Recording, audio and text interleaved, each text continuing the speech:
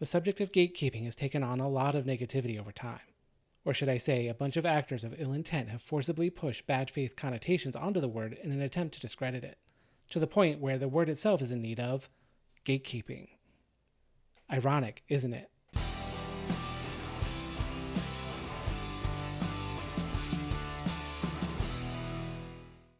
A common practice employed by progressive contrarians is to take an issue, reinterpret it by flipping it inside out, and then using the new definition to attack it on false premises. So before we talk about why gatekeeping fandoms is good and necessary, let's go back to basics and define what gatekeeping even is. The term literally harkens back to a more civilized time, when townships and cities were protected by defensive measures, foremost of which were walls. The only way past the walls was through points of entry, gates, and those gates were guarded. Now the job of a gatekeeper was to protect people inside the walls, and that meant sometimes preventing people of ill intent from entering and causing trouble. Guarding a gate was a sacred duty that wasn't undertaken lightly.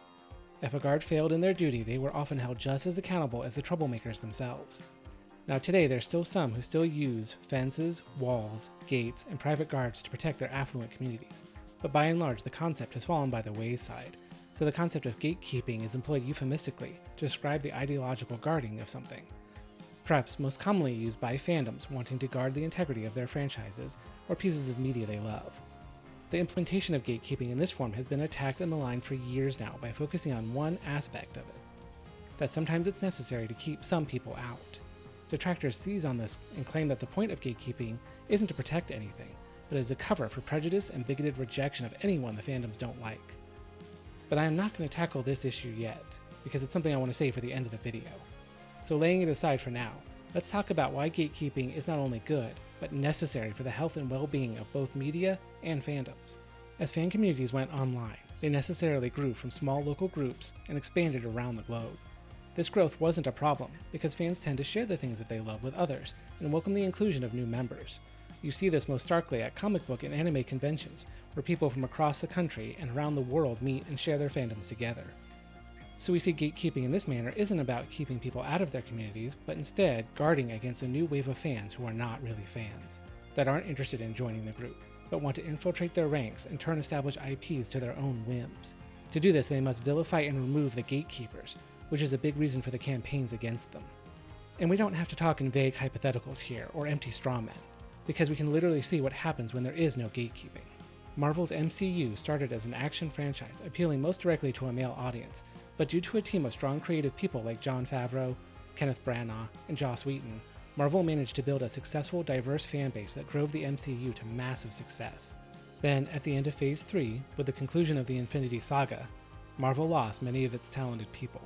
The newcomers that came in didn't have the same level of talent, and Marvel president Kevin Feige pivoted towards appealing to a more female audience, taking the male heroes from the first 3 phases and replacing them with female heroes. Disney saw a similar problem with Star Wars, where bad decisions from untalented writers pushing agenda over good storytelling saw the utter destruction of the franchise. And don't think the fandom had nothing to do with that. The kiss between Rey and Kylo in Rise of Skywalker was a play to the shipping Tumblr crowd, which is the kiss of death to any franchise. You might think I'm exaggerating by calling these damaged brands, but I'm not. Marvel went from making guaranteed blockbusters to guaranteed flops, from making millions of dollars to losing millions of dollars. Electronic Arts just canceled a first-person shooter Star Wars game and are shifting away from licensed games because they don't believe they will make them money. Let me say that again. EA doesn't think a Star Wars game will make money. That's insane, and an undeniable recognition that Star Wars is a damaged brand. Okay, one more example. The Tomb Raider franchise has seen a lot of attention lately. First from the release of the remastered trilogy, then Crystal Dynamics' reveal of their new abomination masquerading as Lara Croft, and finally from the announcement of a Tomb Raider tabletop RPG. It's this last one I want to talk about, because it's another case of a franchise being hijacked by bad actors. This is a look at the proposed Tomb Raider game being developed by Evil Hat Productions, who have made a number of other TTRPGs, including a game based on the Dresden Files and one inspired by Hellboy. So they come from a background of adapting other franchises to RPGs, but it didn't take long to find their newest one is headed for trouble. First of all, the game's premise centers on making you a contemporary of Lara Croft on the hunt for forgotten treasures. But they stress that, rather than trying to steal artifacts, through your adventures you will strive to reveal long-hidden knowledge and thwart those who would steal or exploit artifacts for their own gains. Now, given that Tomb Raider has always been about Lara doing just that, stealing artifacts for her own game, does that mean Lara is the antagonist of this new RPG? Or does she have a completely different personality and mission, which would undercut this being a Tomb Raider game altogether? But don't worry, because it gets better. The lead writer of this farce, Ray Najati, uses he/they pronouns and claims they consciously and unconsciously bring their experience and their identity into their games, making them achingly queer and proudly post-colonial.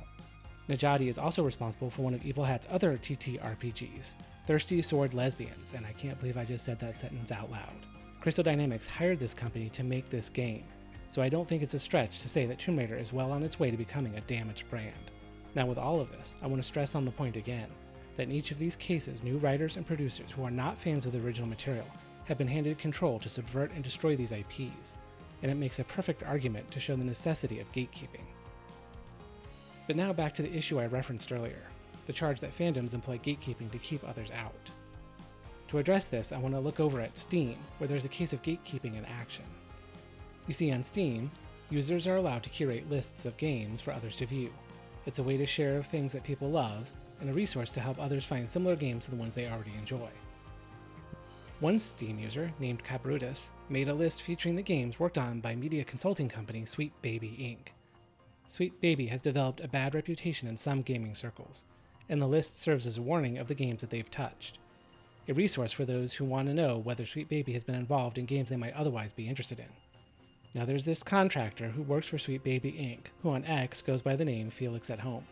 Felix is one of the Sweet Baby contractors who did not appreciate this Steam group and weren't quiet about it. Felix took to X to complain about the growth of this group, and at one point claimed that the followers only wanted to avoid diversity. Felix recognizes that some gamers don't like the ESG standards Sweet Baby tries to infuse into games, and are rejecting it. But he characterizes this as something negative and exclusionary. But we as consumers and fans have the right to reject things that we don't like. Diversity and inclusion are not virtues unto themselves. Neither is exclusion bad. When using these terms, application and context matters. How are they used? Toward whom are they directed, and why?